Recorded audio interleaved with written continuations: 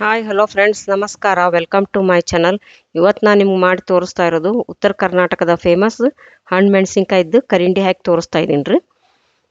ಇವಾಗ ಅದಕ್ಕೆ ನಾನು 1/4 kg ಅಷ್ಟು ಹಣ್ಣು ಮೆಣಸಿನ್ಕಾಯಿ ತೊಗೊಂಡಿದ್ದೀನಿ. ಅದನ್ನು ಈ ಥರ ಎಲ್ಲ ತೊಳೆದು ಇಟ್ಕೊಂಡಿದ್ದೀನಿ ರೀ, ಬಟ್ಟೆಲೆ ಒರೆಸಿ. ಮತ್ತು ಇವಾಗ ಮೆಂತ್ಯ, ಸಾಸಿವೆ ಮತ್ತು ಅಗಸಿ ಬೆಳ್ಳುಳ್ಳಿನ ಸೋಸಿಟ್ಕೊಂಡಿದ್ದೀನಿ, 4 ಕಡ್ಡಿ ಬೆಳ್ಳುಳ್ಳಿ. ಇವಾಗ ಮೆಂತ್ಯನ ಪುಡಿ ಮಾಡ್ಕೊಳ್ಳೋಣ ರೀ. 1 ಚಮಚ ಮೆಂತ್ಯ ತೊಗೊಂಡಿದ್ದೀನಿ ರೀ. ಇವಾಗ ಅದನ್ನು ಪುಡಿ ಮಾಡ್ಕೊಳ್ಳೋಣ.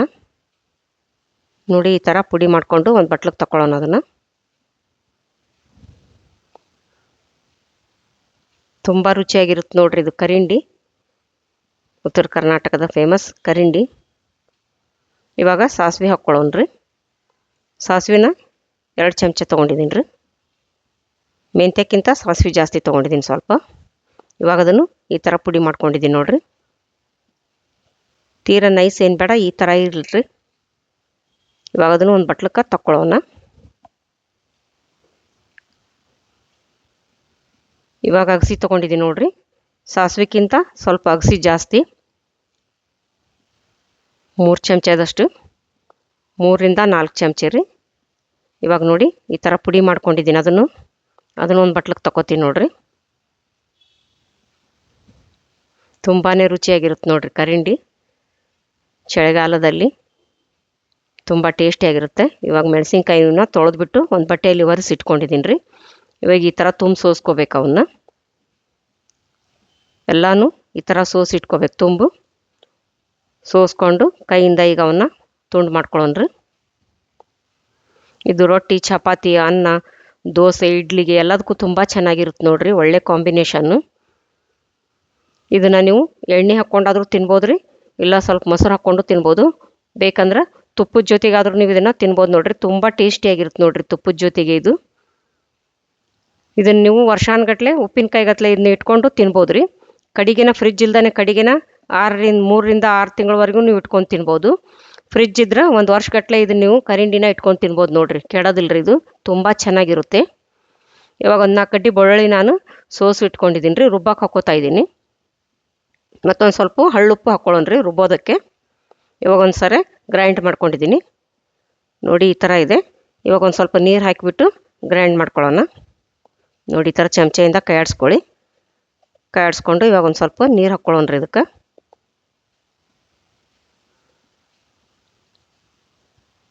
ತುಂಬ ರುಚಿಯಾಗಿರುತ್ತೆ ನೋಡಿರಿ ಕರಿಂಡಿ. ನಿಮ್ಗೆ ಊಟ ಹೋಗಲಿಲ್ಲ ಅಂದ್ರೆ ಈ ಥರ ಚಟ್ನಿ ಇತ್ತಂದ್ರೆ ಇದನ್ನು ಹಾಕ್ಕೊಂಡು ತಿಂದ್ರೆ ನೀವು ತುಂಬಾ ಚೆನ್ನಾಗಿ ಊಟ ಮಾಡ್ತೀರ. ಒಂದು 4 ತುತ್ತು ಊಟ ಇನ್ನೂ ಹೆಚ್ಚಿಗೆನೇ ಹೋಗುತ್ತೆ ನೋಡಿರಿ. ನಿಮ್ಗೆ ಭಾಳ ಟೇಸ್ಟಿಯಾಗಿರುತ್ತೆ ರೀ ಕರಿಂಡಿ. ನೋಡಿ, ಈ ಥರ ಇರಲ್ರಿ, ತರಿಯಾಗಿ. ತೀರಾ ನೈಸ್ ಮಾಡ್ಕೊಳಕ್ಕೆ ಹೋಗ್ಬೇಡ್ರಿ. ಈ ಥರ ಇದ್ರೆ ತುಂಬ ಟೇಸ್ಟಿಯಾಗಿರುತ್ತೆ. ನೋಡಿ, ಈ ಥರ ಎಲ್ಲ ರುಬ್ಬಿದ್ದಾಯ್ತಲ್ಲ. ಈಗ ಇದನ್ನು ಒಂದು ತಟ್ಟೆಗೆ ತಗೊಳ್ಳೋಣ. ಈಗ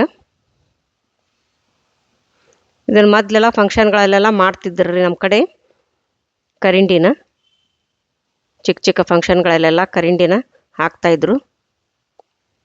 ನೋಡಿ ಎಷ್ಟು ಚೆನ್ನಾಗಿದೆ ನೋಡಿ, ಕಲರ್ ನೋಡಿ ಎಷ್ಟು ಚೆನ್ನಾಗಿ ಬಂದಿದೆ. ಇವಾಗ ಮೆಂತ್ಯ ಪುಡಿ ಹಾಕ್ಕೊಳ್ಳೋಣ ರೀ. 1 ಚಮಚದಷ್ಟು ಮೆಂತ್ಯ ಪುಡಿ, 2 ಚಮಚದಷ್ಟು ಸಾಸಿವೆ ಪುಡಿ, ಒಂದು 3ರಿಂದ 4 ಚಮಚದಷ್ಟು ಅಗಸಿ ಪುಡಿ. ಇದನ್ನೆಲ್ಲನೂ ಈಗ ಚೆನ್ನಾಗಿ ಕೈಯಿಂದ ಮಿಕ್ಸ್ ಮಾಡ್ಕೊಳ್ಳೋಣ. ಒಂದು 4 ಗಡ್ಡಿ ಬೆಳ್ಳುಳ್ಳಿ ನಾನು ರುಬ್ಬೋದಕ್ಕೆ ಹಾಕ್ಕೊಂಡಿದ್ನಲ್ಲ ರೀ. ಇವಾಗ ಒಂದು 4 ಗಡ್ಡಿ ಬೆಳ್ಳುಳ್ಳಿನ ಸೋಸಿಬಿಟ್ಟು ಸಣ್ಣದಾಗಿ ಕಟ್ ಮಾಡಿ ಇಟ್ಕೊಂಡಿದ್ದೀನಿ ರೀ. ಈ ಚಟ್ನಿ ಕಲಸೋದಕ್ಕೆ ಹಾಕ್ಕೋತಾ ಇದ್ದೀನಿ ನೋಡಿರಿ. ಈ ಥರ ಇದು ಹಾಕ್ಕೊಳ್ಳೋದ್ರಿಂದ ಮಧ್ಯೆ ಬಾಯಲ್ಲಿ ಸಿಗ್ತಾವಲ್ಲ ಬೆಳ್ಳುಳ್ಳಿ, ಇದು ಚಟ್ನಿ ಕಳತಿಂದ ತುಂಬ ರುಚಿಯಾಗಿರುತ್ತೆ ನೋಡಿರಿ. ಅದಕ್ಕೋಸ್ಕರ ಹಾಕ್ಕೊಂಡಿದ್ದೀನಿ. ರುಚಿಗೆ ತಕ್ಕಷ್ಟು ಉಪ್ಪು, 1 ಚಮಚದಷ್ಟು ಅರಿಶಿನ ಪುಡಿ ಹಾಕ್ಕೊಂಡಿದ್ದೀನಿ ರೀ. ಇವಾಗ ಇದನ್ನೆಲ್ಲನೂ ಚೆನ್ನಾಗಿ ಕೈಯಿಂದನೇ ಮಿಕ್ಸ್ ಮಾಡ್ಕೊಳ್ಳೋಣ. ಅಂದರೆ ಇದು ಮಸಾಲೆ ಜೊತೆ ಸಾಸಿವೆ, ಅಗಸಿ ಪುಡಿ ಎಲ್ಲ ಇದೆ ಅಲ್ರಿ, ಮೆಂತ್ಯ, ಅದು ಎಲ್ಲ ಚೆನ್ನಾಗಿ ಮಿಕ್ಸ್ ಆಗಬೇಕಲ್ಲ ಈ ಖಾರದ ಜೊತೆ. ಹೀಗಾಗಿ ಕೈಯಿಂದನೇ ಮಿಕ್ಸ್ ಮಾಡ್ಕೋಬೇಕು. ಈ ಥರ ಎಲ್ಲ ಕೈಯಿಂದ ಮಿಕ್ಸ್ ಮಾಡ್ಕೋಬೇಕು. ಮಾಡಿಕೊಂಡು ಇವಾಗ ಇದನ್ನು ಒಂದು ಡಬ್ಬಿಗೆ ತುಂಬ್ಕೊಳ್ಳೋಣ ರೀ.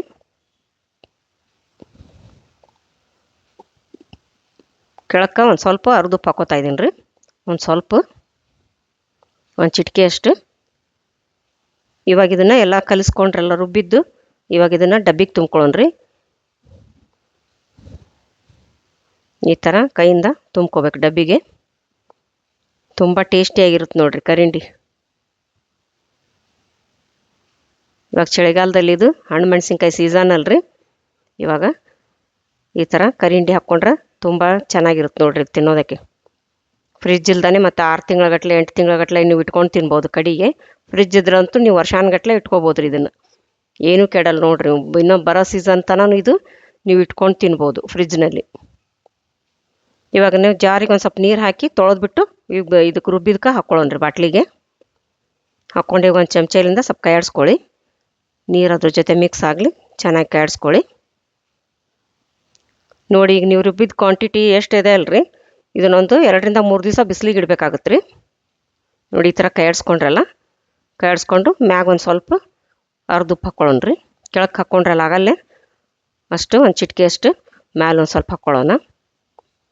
ಹಾಕ್ಕೊಂಡು ಇವಾಗ ನೋಡಿ ಎಷ್ಟಿದೆ ನೋಡಿ ಅದು ಈಗ ರುಬ್ಬಿದ್ದು.